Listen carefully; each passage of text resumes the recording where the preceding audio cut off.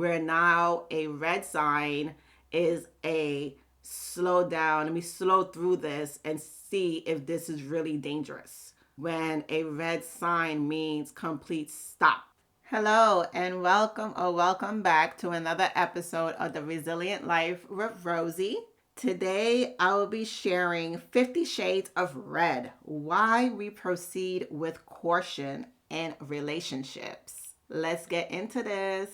We all hear about red lights, green lights in relationships, and finally, people are talking about the yellow lights, red light, the red signs in relationships that are very important and that most of us married and single people have missed, such as settling, desperation.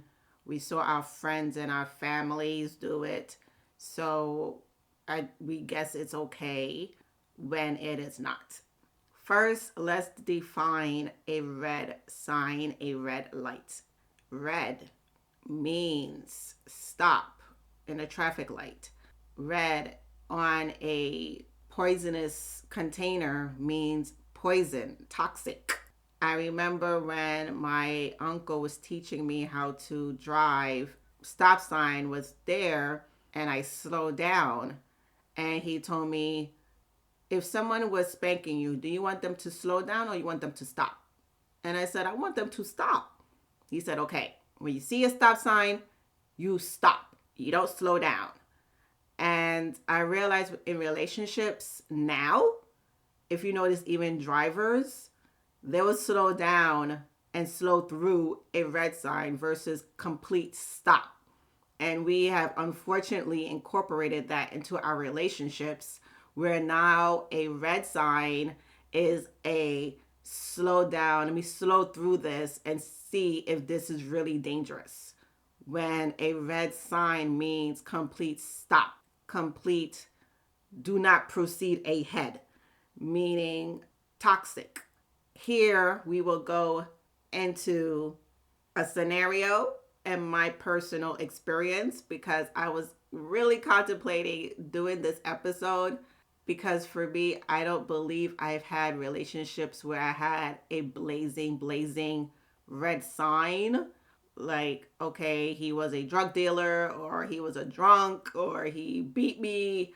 I didn't have those red signs. I had the subtle ones. So I will share my story shortly. Are you enjoying this podcast? Remember, like, comment, share, and subscribe. You do not want to miss any of our episodes. And remember to catch us on Saturdays for Tea Time, Truth Time, because I share some good hot truth and you know the tea is good. But first, I will share a story from Love is Blind because when I saw the interaction, I was in my head, woman, this is a red sign. Just call this thing quits. This was when this young lady told her past to a gentleman. And this goes both ways. Men, if you're listening, pretend you are in her spot as I shared this story. This is not women to men, it's men to women as well. Okay. She shared that she cheated on her ex. And the second she said that, the guy went total left, didn't hear anything else she had to say. It was the whole cheating part, and he was like in his head done. He didn't take into consideration that it happened 2 years ago, and he didn't do the steps, which I'm about to share right now. Are you tired of cuff season?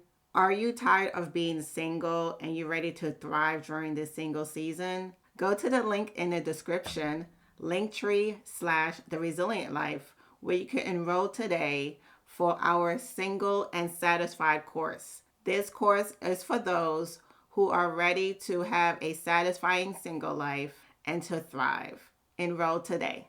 So the right way to handle something that is a no-no to you, which is, okay, a person cheated in the past, a person had a DUI in the past. Clearly, if someone touched another person in the past, that's a stop, block number. Like, we're not contacting you ever again. If that person has done that in the past, I'm not giving any advice on that part. I'm only talking about DUIs and people who have cheated in the past because I've come across those two. For that part, it's okay. You had a DUI or you cheated. How long ago is the first question. Was it 2 years ago? Was it 2 months ago?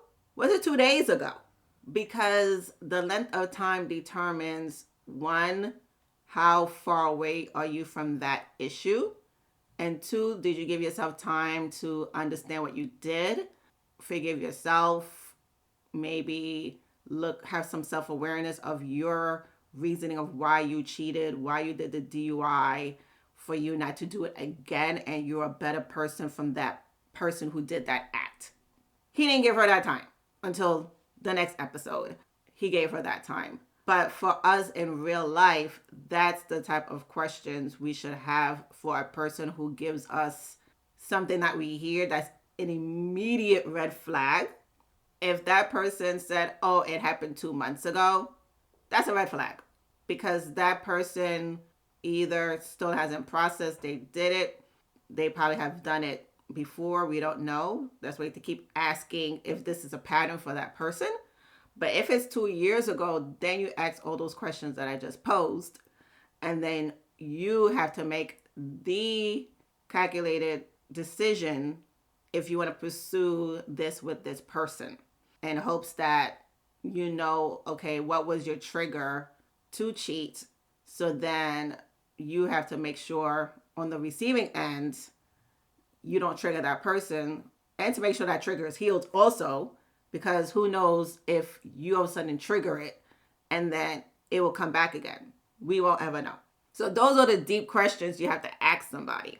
For mine, the guy I met him at work. And of course, looking back, I realized I should have asked questions, but I was in my mid-20s. To me, as long as you had a job, that's all that mattered. I didn't ask the deep questions of, hey, how long you been working at the hospital? If he said 6 months, then, okay, what was your job before that? And if he says, again, 6 months, then it's, okay, why these short-term jobs? Because the average person stays over 2 years at a job. Pre-pandemic. That part, I wish I asked more questions, because once we started dating, this man was very unstable with jobs. He could not keep a job. And it affected us, unfortunately, because he moved in with me and I gave him a 3-month window to figure your life out and to leave. And then unfortunately, he did not leave. Our relationship got worse. He would not take that we broke up because I was done, and he would not leave. And I live in the state of Georgia. So at the time, you can't kick someone out. I remember this girl at the job, she got in trouble. They have a local county newspaper, and her name was in the paper.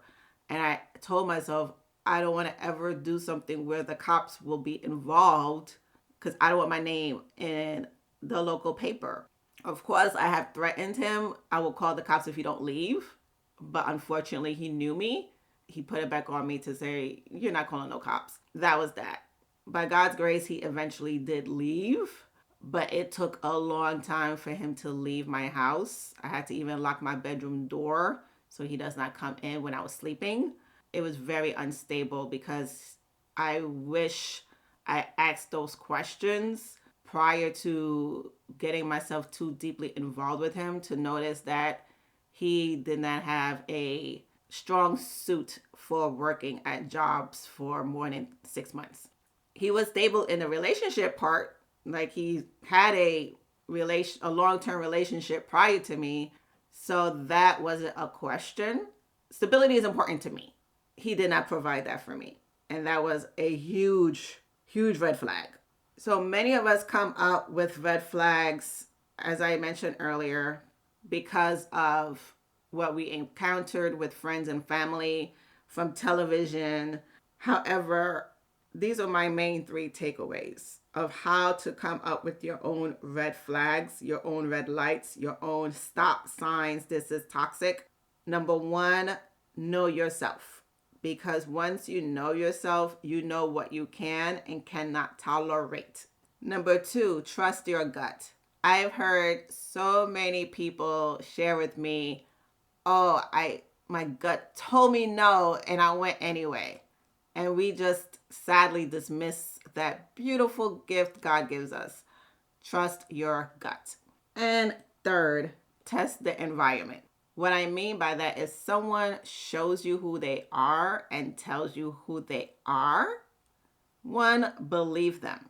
And number two, see them in that environment. For example, if someone says, "Hey, I used to drink, but I don't drink anymore," and then all of a sudden you're in a house party and you see them drinking a beer, that clearly shows, okay, this person is not true to who they are. So it's important for you to be very aware of what people say to you and what they do not say to you. And I will leave you with this. Let's look at red signs for what they truly are, which is something to stop. This is toxic. Do not entertain it. Do not slow through it. As this lady said, red could be even magenta. It could be scarlet red. It could be red orange. A red is a red. Stop dancing with red because you will get burned. Remember to subscribe to our email. Continue to follow us next week on our single series where my guest, Miss Rebecca, comes back to give us some more insight into being single in the city of Atlanta. You do not want to miss it. Remember, stay resilient.